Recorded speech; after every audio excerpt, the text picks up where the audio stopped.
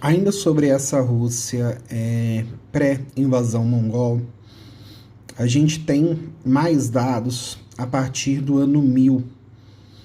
Isso acontece porque, nesse momento, o líder desse Kaganato russo, que era o Vladimir, ele vai se aproximar do Império Bizantino buscando relações com o Império Bizantino.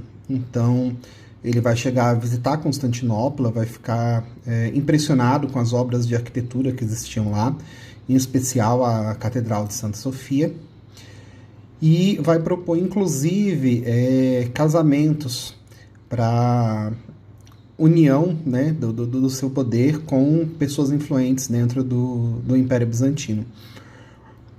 E para que essas uniões ocorressem, ele também vai se converter ao cristianismo ortodoxo. Então, a gente vai passar a ter, daquilo que quem foi meu aluno no ano passado viu, né, os patriarcados que existiam, com o sumo patriarcado em Constantinopla, vai passar a existir um novo patriarcado, que era o patriarcado dos russos, né, o patriarcado russo.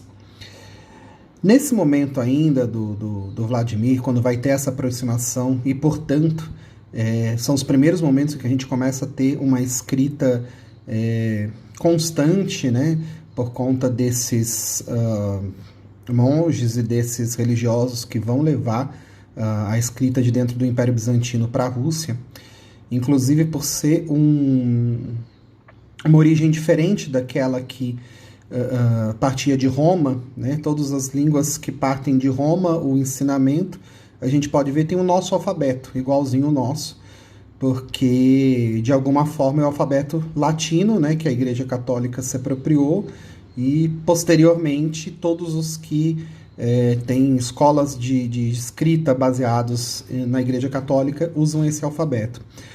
No caso da Rússia, a gente pode ver que o alfabeto é similar, mas tem diferenças. Isso porque esse alfabeto deles é criado a partir já de uma escrita típica dos bizantinos, que vai ter inspiração no alfabeto grego, por mais que tenham caracteres latinos, e no final das contas vai ser uma espécie de mistura dos dois. Durante esse período do Vladimir, a gente vai ter a conversão oficial, né, da Rússia. E a partir da morte dele, a gente vai ter, já no momento de sucessão dele, uma espécie de divisão. A capital desse Kaganato russo ficava em Kiev, que é uma cidade da atual Ucrânia. E com a morte dele vão surgir dois grandes grupos, um grupo de Kiev e um grupo de Moscou. Então Moscou vai começar a requisitar uma espécie de independência daquela capital que a gente consideraria hoje em dia ucraniana, mas tudo fazendo parte do mesmo conjunto de unidades administrativas, né?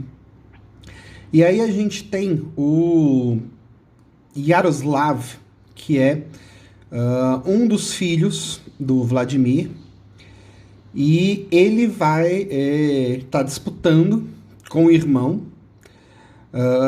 a sucessão, enquanto o irmão, através de Moscou, e ele, apesar de não ter nascido em Kiev, mas ele vem de um governo de uma cidade chamada Novogrado.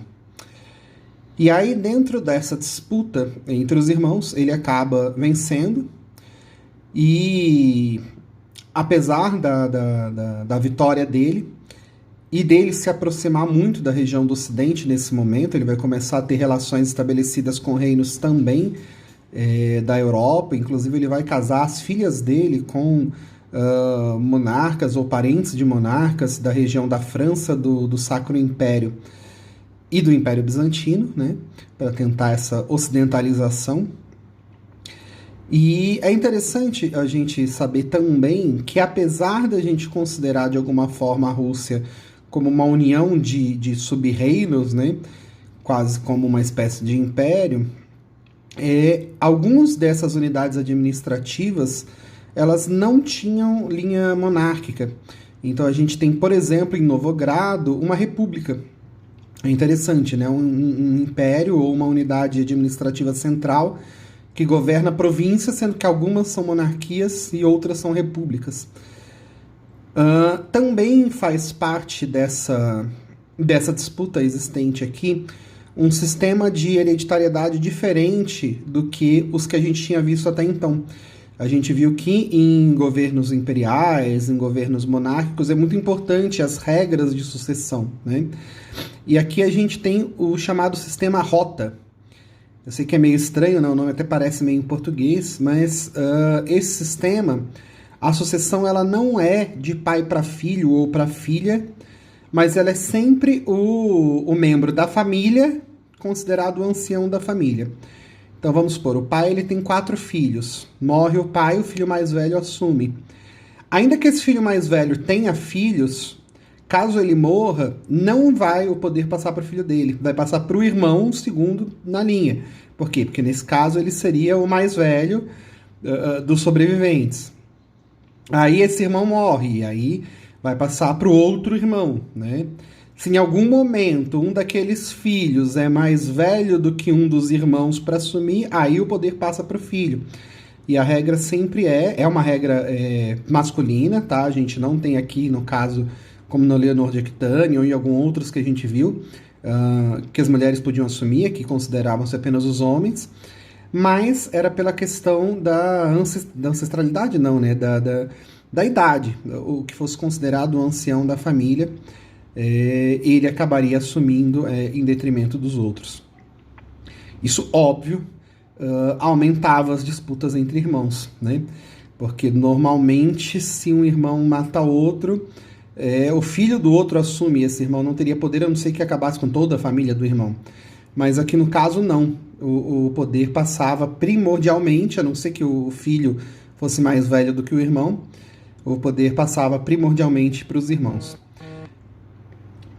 Bem, depois disso, né, a gente vai acabar tendo uma fragmentação desse poder que vai sendo gradativa e vai acontecer especialmente quando começam as cruzadas. Por quê?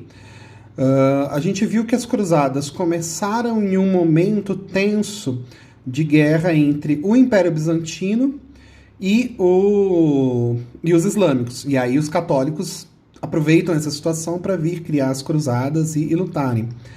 Então, conforme havia essa guerra entre os católicos e os ortodoxos contra os islâmicos, eles acabam se focando muito nesse lado e deixando um pouco de lado as relações com a Rússia.